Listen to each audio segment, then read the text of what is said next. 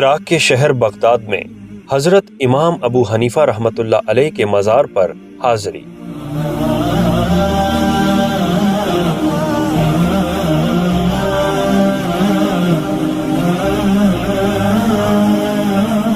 शेखुल वज़ाइफ का सफ़र Iraq, video number 50।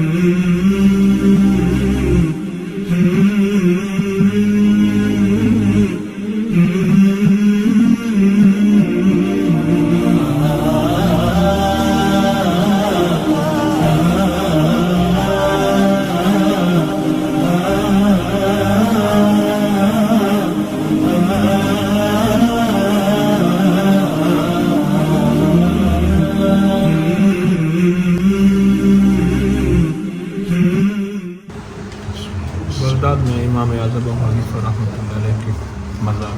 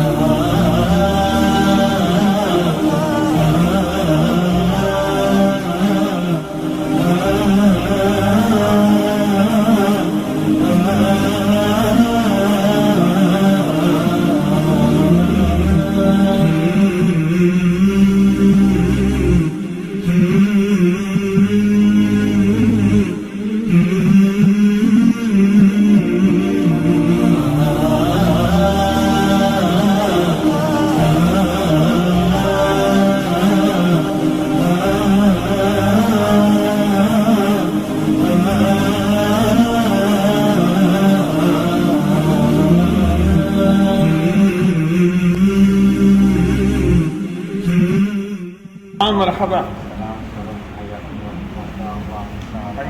حياكم الله شرفتم كيف حالكم؟ الحمد لله حياكم الله نارت بغداد بقدومكم. امين. حياكم الله نسأل ممنون. الله ان يتقبل منا صالح الاعمال. حياكم الله شرفتم يا اهلا وسهلا. حياكم الله نخدمكم بشيء؟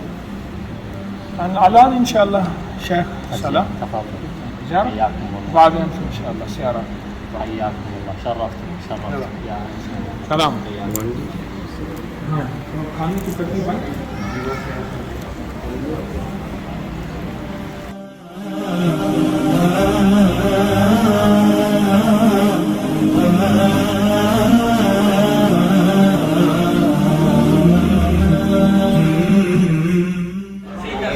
नवंबर खुद का दिन है